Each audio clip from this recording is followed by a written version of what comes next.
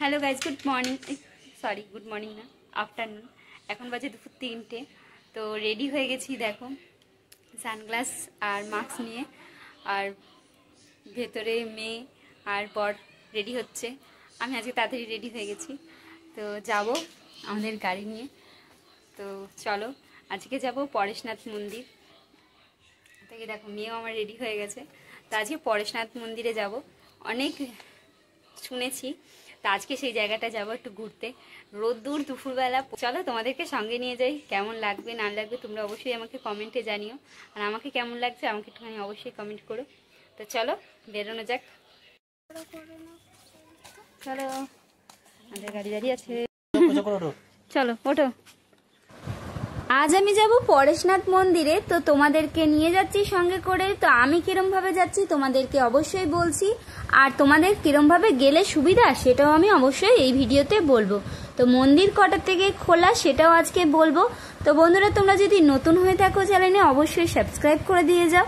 আর ভিডিওটা ভালো লাগলে লাইক কমেন্ট করে দিয়ে যাও। তো বন্ধুরা, আজ আমি যাব দক্ষিণেশ্বর থেকে মেট্রো ধরে শোভাবাজার সুতানুটি। এবার ওখান থেকে অটো ধরে চলে যাব পরেশনাথ মন্দিরে একদম গেটের সামনে। তো তোমরা যদি ট্রেনে আসতে চাও বন্ধুরা, তাহলে বিধাননগর স্টেশনে নেমে ওখান থেকে গৌরীবাড়ি অটো ধরে গৌরীবাড়ি ওখানে নেমে তোমাদেরকে 5 মিনিট হাঁটতে হবে।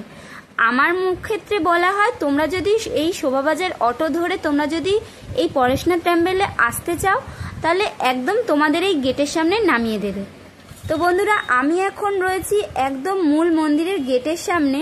তো এই মন্দির খোলে সকাল 6টা থেকে দুপুর 12টা এবং বিকেল 3টে থেকে সন্ধ্যে 7টা। তো বন্ধুরা, চারিপাশটা তোমাদের ঘুরিয়ে দেখাই। এখানে 4খানা মন্দির আছে। এই মন্দিরের সাথে আরও 4টে মন্দির, যেটা তোমাদেরকে এই মন্দির ঘুরে তোমাদেরকে দেখাবো। তো বন্ধুরা চলো, আমি মূল মন্দিরের প্রবেশ করি। চলো ভিতরটা তোমাদেরকে ঘুরে দেখাই।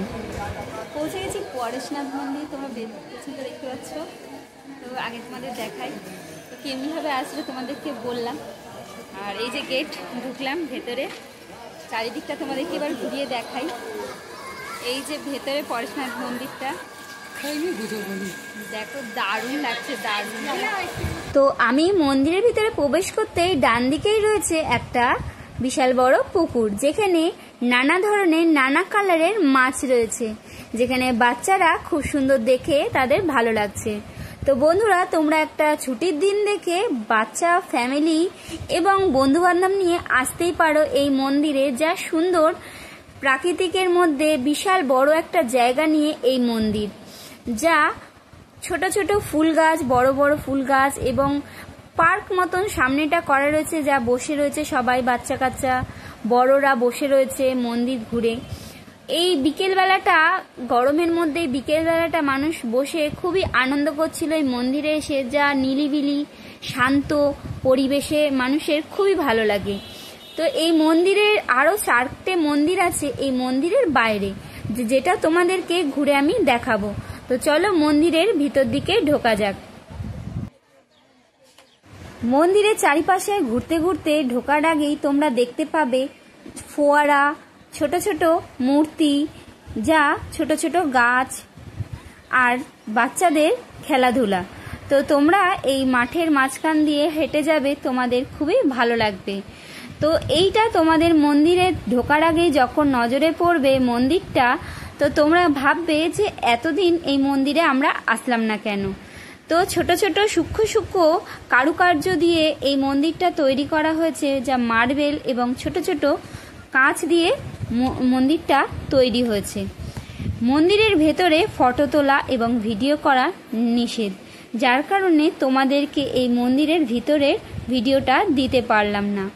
যা মন্দিরের ভেতরে বাইরের থেকেও মন্দিরের ভিতরটা তোমাদের ঢুকলে অন্তত 15 থেকে 20 মিনিট তোমরা স্টপ হয়ে যাবে, যা দেখে তোমাদের চোখ ফেরাতে পারবে না।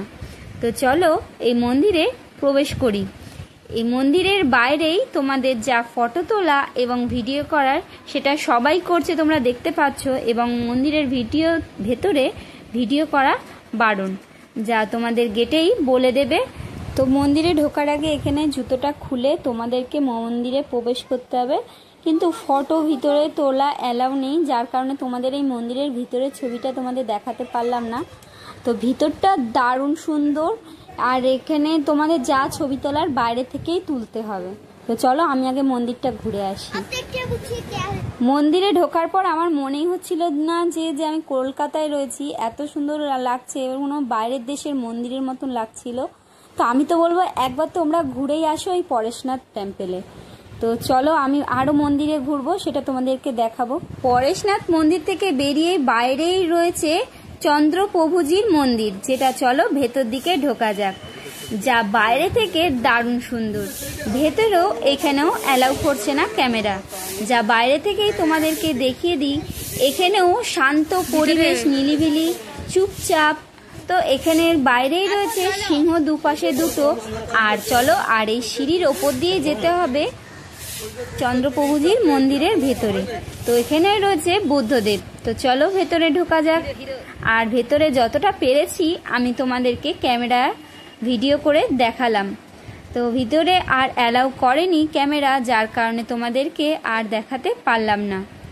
তো চলো এই মন্দিরটাও ঠিক চুপচাপ, নিলিবিলি, শান্ত। তার পাশেই রয়েছে কুশলজির মন্দির, যা বিশাল বড় গেট, যা দেখলে কোনো রাজপ্রাসাদের মতন মনে হবে। তো এই মন্দিরটা এই পাশ থেকে একদম ওই পাশ পর্যন্ত, আর এই মন্দিরের সামনেই রয়েছে দেখো। তো মন্দিরের ভেতরেই ঢুকলে মনে হবে কোনো রাজাদের বাড়িতে আমরা প্রবেশ করছি, যা ভীষণ সুন্দর। এখানটা তো বিশাল বড় এলাকা নিয়েই মন্দিরগুলো, যা মনে হবে কোনো আমি বিদেশের মন্দিরে ঘুরতে এসেছি। এই কলকাতার মধ্যে এত সুন্দর মন্দির, যা তোমাদের নজর কাড়বে। পরেশনাথ মন্দিরে আসলে তোমরা 4টে মন্দিরে ঘুরে যেতে পারো, এবং এই 4টে মন্দিরের আলাদা আলাদা নাম রয়েছে। শীতলনাথজির মন্দির, চন্দ্রপ্রভুজির মন্দির, মহাবীর স্বামীর মন্দির, কুশলনাথজির মন্দির, যা 1867 সালে প্রতিষ্ঠা করা হয়েছিল। তো মন্দিরটা তোমরা ঘুরে যাও, যা দারুণ সুন্দর, প্রাকৃতিকে ঘেরা। এই মন্দিরে ঢুকেই চারিপাশটা শুধু সাদা মার্বেলেই তৈরি, যা ভীষণই সুন্দর লাগছিল মন্দিরটা। মন্দিরের চারিপাশে রয়েছে বাগান, ফুলের বাগান। তো তার পাশে রয়েছে পুকুর, কিন্তু মন্দিরের ভেতরেও এখানেও ক্যামেরা অ্যালাউ ছিল না। তো তোমাদের চারিপাশটা ঘুরে দেখাই চলো। তো সব মন্দিরগুলো তোমাদের ঘুরিয়ে দেখালাম। তো লাস্টের মন্দিরটা তোমাদের দেখো, এই মন্দিরে আসলাম, কি সুন্দর সুন্দর ফুল দেখলাম।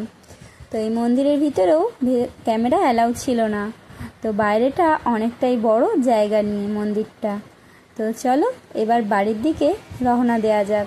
তো রাস্তার ধারেই খুব সুন্দর সিনারি করা এই রাস্তার ধারটা, যা দেখতে দেখতেই আমরা বাড়ির দিকে রওনা দিচ্ছিলাম। তো তোমরা যদি আসতে চাও অবশ্যই তোমরা আসতে পারো।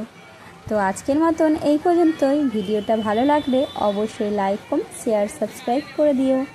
তো আজকের মতন টাটা, ভালো থাকো, সুস্থ থাকো।